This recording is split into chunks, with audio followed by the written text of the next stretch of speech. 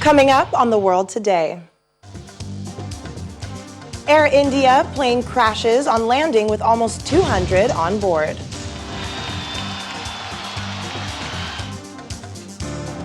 Shock turns to anger after deadly Beirut explosion as residents blame the government's negligence for the blast.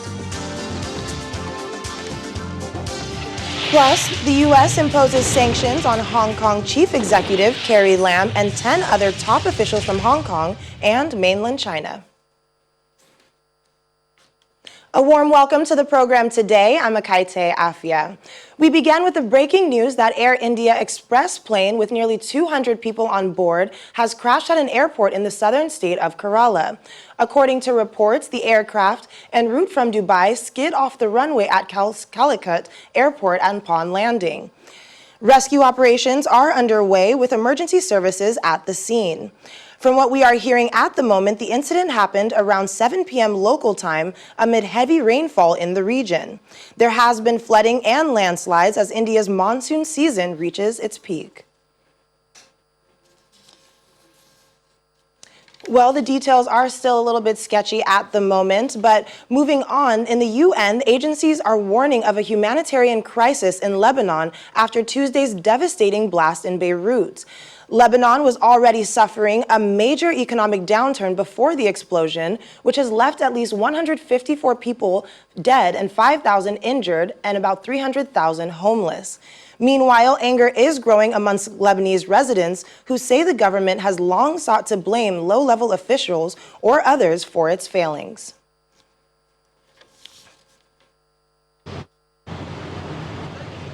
Rescue workers in Lebanon continue the search for dozens of people missing after Tuesday's deadly blast, which destroyed entire districts in the capital and reduced homes and businesses to rubble.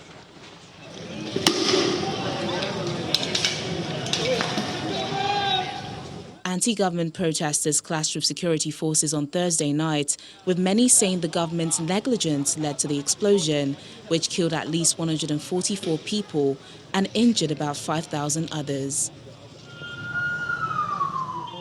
Beirut's hospitals are strained by bed and equipment shortages, given the high number of people injured. With large swathes of Beirut unfit to live in, the country's principal port all but destroyed, and the health system on its knees, the situation is really dire. And dire was actually a word we used a month ago before this happened. Victims' calls for accountability must be heard, including through undertaking an impartial, independent, thorough and transparent investigation into the explosion. And you can hear the call for that very loud and clear on the streets in Beirut in the reports coming out of there. The World Health Organization says it's sending 1,000 trauma kits to support treatment of the most serious injuries and burns.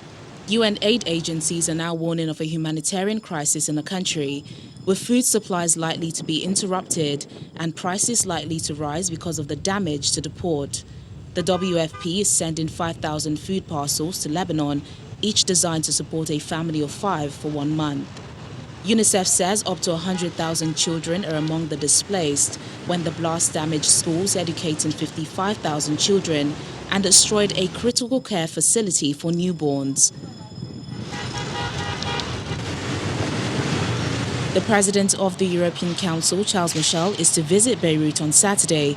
He's expected to meet President Michael Aoun, Prime Minister Hassan Diab, and the Speaker of Parliament, Nabi Berri.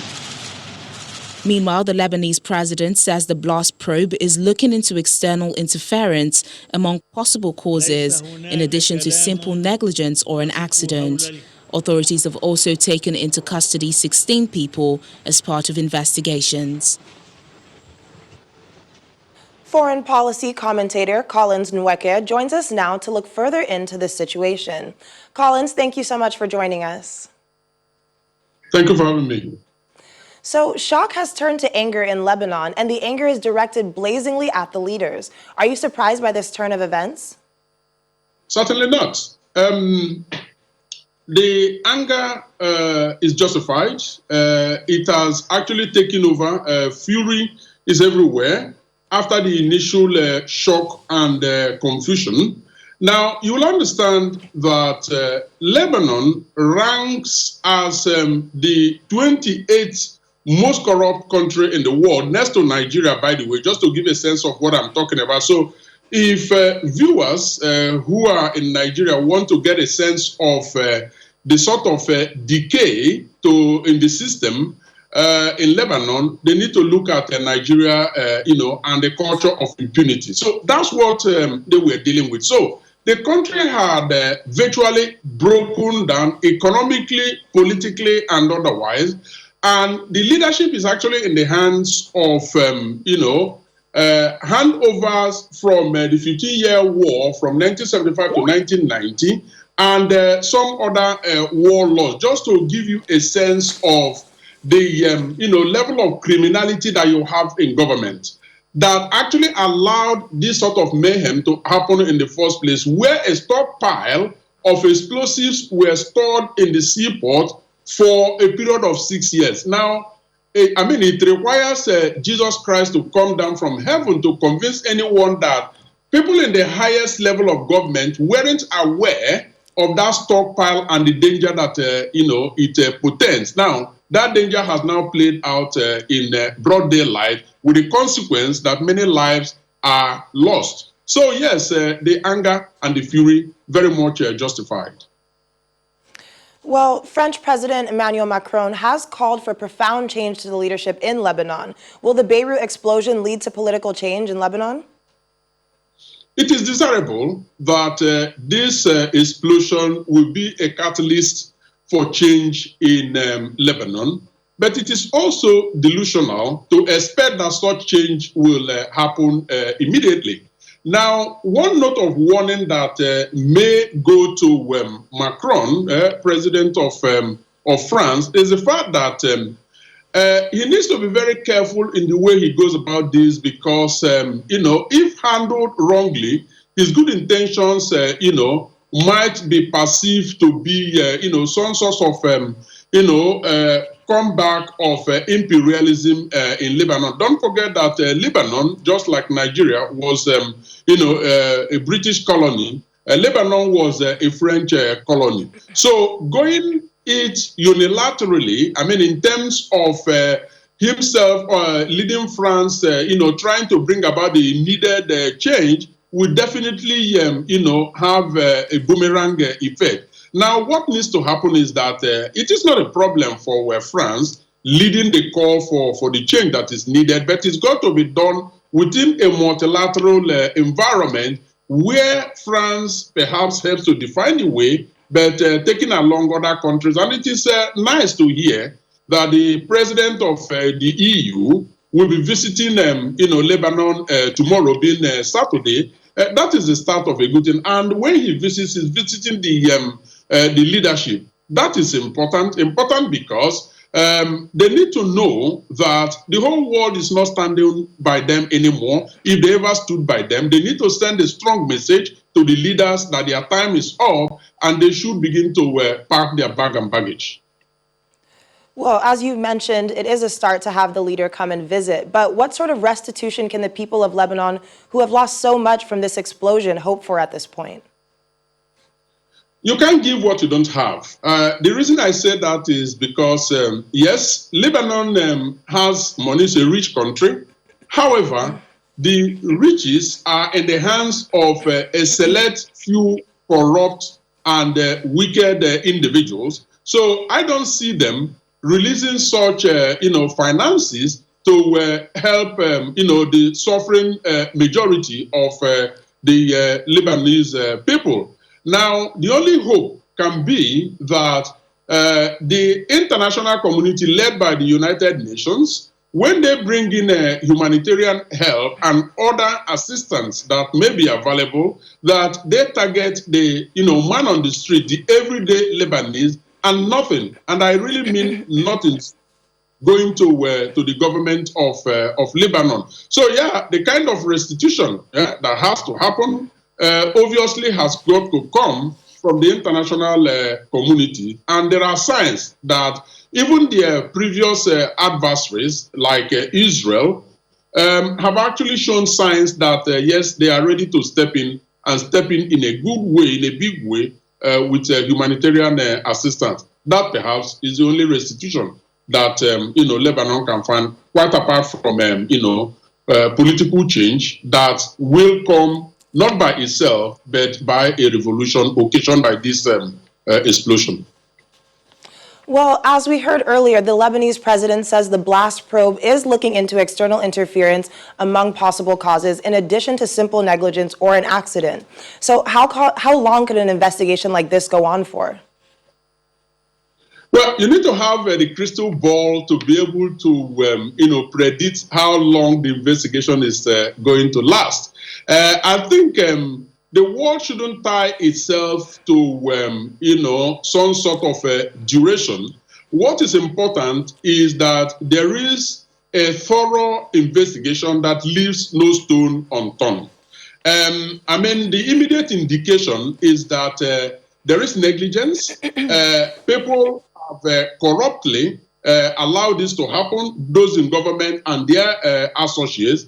There are indications also that, foreign connivance may have played a role here, not in terms of terrorist activities, but in terms of fueling and feeding the ongoing corruption in Lebanon. All of these have got to happen, but they should happen in an independent, neutral environment. The Lebanese authorities must be stripped of any responsibility in this investigation. It has to be in an international environment led perhaps by the United Nations. Only then can we expect something that is genuine. Well, we'll be keeping our eyes on that investigation to see what comes of it. Collins, thank you so much for joining us today. Pleasure to be with you. Thank you for having me.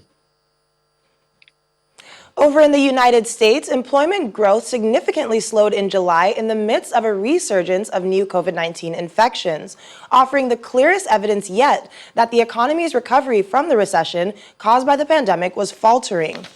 The Labor Department says that non-farm payrolls increased by 1.763 million jobs last month, after a record 4.791 million in June. Additionally, the unemployment rate fell from 11.1% to 10.2% in June, but it should be noted that these figures are somewhat biased downward due to some misclassifying themselves as being employed but absent from work.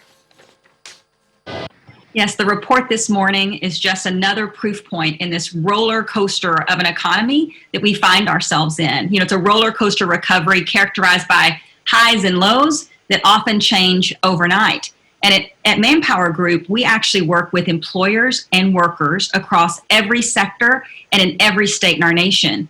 And we are seeing early signs of recovery. We track job demand daily, and employers are increasing their demand for new jobs. So we're on the right path, and I think the report shows that. We're also seeing the emergence of three new themes in recovery. The first is that we're seeing the redefinition of consumer competence to include how people feel about health and safety and going to work. The second is we are seeing that recovery is hyper-local and changes state to state and community to community. And then finally, we are seeing essential roles, the definition being expanded to include new roles as we work towards growth. Still to come on The World Today. Tired of Zoom calls? A U.S. company offers at-home hologram machines. More to come after the break. Welcome back to The World Today. The U.S. Treasury has imposed sanctions on Hong Kong Chief Executive Carrie Lam and 10 other top officials from Hong Kong and mainland China. Treasury Secretary Steven Mnuchin says the sanctions were used to target those undermining Hong Kong's autonomy. The move comes just weeks after China imposed a controversial national security law on Hong Kong, which critics say threatened its freedoms. Among those sanctioned are Hong Kong's police commissioner and several political secretaries. U.S.-China tensions continue to escalate. Only a few hours ago, the Trump administration moved to ban U.S. transactions with the Chinese owners of the WeChat and TikTok apps. TikTok, on its part, is threatening legal action against the U.S. after Donald Trump ordered firms to stop doing business with the Chinese app within 45 days. The company said it was shocked by an executive order from the U.S. president outlining the ban. TikTok said it would pursue all remedies available to ensure the rule of law is not discarded. Mr. Trump issued a similar order against China's WeChat in a major escalation in Washington's standoff with Beijing. WeChat's owner, Tencent, said, "We are reviewing the executive order to get a full understanding." Our Washington, D.C. correspondent, Maria Byrd, joins us now. Maria, thanks for joining us on the program. Thanks for having me.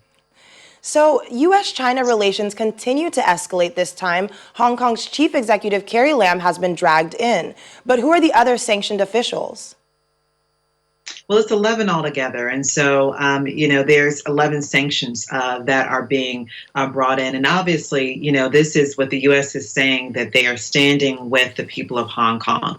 And they're saying that the chief executive, Lam, was in cahoots and basically following along with what Beijing had required and looking to really block the autonomy of the people of Hong Kong. And so this is really a response to what is believed to having officials of Hong Kong that have obviously sided with and are what is believed by the U.S. to be harmful actions against the people of Hong Kong. So, Maria, what reaction has this been getting, especially amidst this row with TikTok? Well, the reaction, most Americans are a bit uproared. I mean, if you've seen lately, Microsoft is looking to acquire most of TikTok's US, New Zealand, and a couple other, I think, Australia business. And so they're hoping to do that within the next 3 weeks, which will be ahead of the 45-day time frame that the US Trump administration has given the company. And so I think many people are a bit disappointed in that aspect, especially as it looks at the trade. I mean, many Americans, yes, there has been tension between the U.S. and China for quite some time now, especially with the Trump administration. And is any economic relationship always perfect? Never perfect. But I think that the extent to what has happened over the last few months, and especially this most recent one, is one that people are questioning. Well, speaking of TikTok, to what implications does this ban have on relations between the U.S. and China? And what kind of retaliation can China impose in response? Well, China, obviously, this is one that has definitely struck a chord with them. And so, there's all types of retaliation. I think that Microsoft, as a large economic corporation engine in the world, but obviously in the U.S., are trying to find ways to amend and trying to find ways to put forth an effort on behalf of the U.S. That does potentially deflect some of what could be detrimental economic impacts for the U.S. on behalf of China. Well, Maria, thank you for giving us some more clarity on the situation. Thank you. And just an update of our breaking story, one of the pilots of Flight 91344 has died. That's according to Indian TV network NDTV, quoting India's Member of Parliament, KJ Alphonse. The Air India Express plane with 191 people on board from Dubai skidded off the runway and broke into two while landing at Kerala's on Friday amid heavy rain. Authorities say most on board have been evacuated and at least 50 injured, including 15 in serious condition, have been taken to the hospital. There were 174 passengers, 10 infants, 2 pilots, and 5 cabin crew members on board the aircraft. The flight was part of the Byrd program that has been bringing back Indians from abroad amid the coronavirus pandemic. Television images from the site showed part of the fuselage of the Boeing 737 jet ripped apart with debris strewn all over. The incident took place amid very heavy rainfall in the area.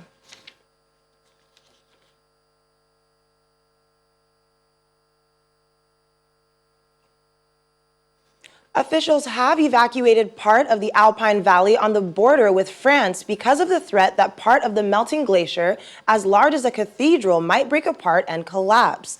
The alarm was raised when experts and helicopters noted that the Plancipo Glacier, which rests at an altitude of about 2,800 meters in the Ferret Valley in the Mont Blanc Massif, was slipping at about 80 centimeters a day. A recent heat wave had created a layer of water under the glacier, which is made up of about 500 cubic meters of ice, roughly the size of the Milan Cathedral, making it more prone to a break.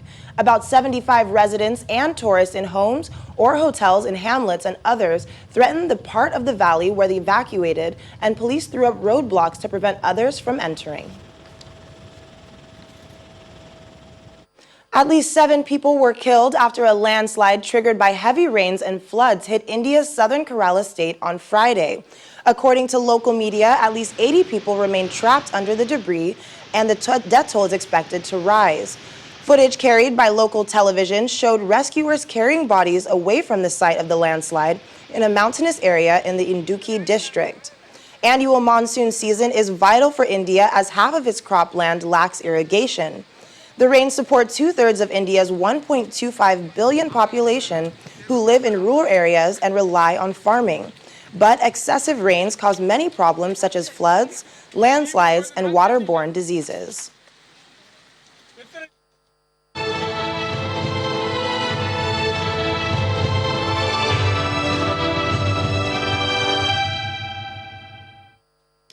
Mexico's death toll has passed 500,000 days after it became the country with the third highest toll, after the US and Brazil.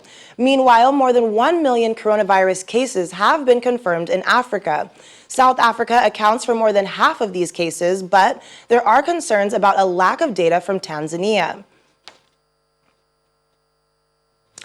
And moving over from the COVID-19 lockdown, restrictions began recently, and many people have moved to the virtual world for their work, businesses, meetings, and also schooling. Now, perhaps you are looking for a new way to communicate during the pandemic. A Los Angeles area company has created a phone booth size machine to beam live holograms right into your living room. Yes, holograms. The device made by Portal Inc. lets users talk in real time with a life-size hologram of another person. Each Portal device is 7 feet tall, 5 feet wide, and 2 feet deep, and can be plugged into a standard wall outlet. Anyone with a camera and a white background can send a hologram to the machine in what Chief Executive David Baum called holoportation. Much more real. Well, I don't know if I'd feel comfortable with someone just standing right there in my living room, but thank you so much for joining us on The World Today. Have a great weekend and stay safe. I'm Akaite Afia.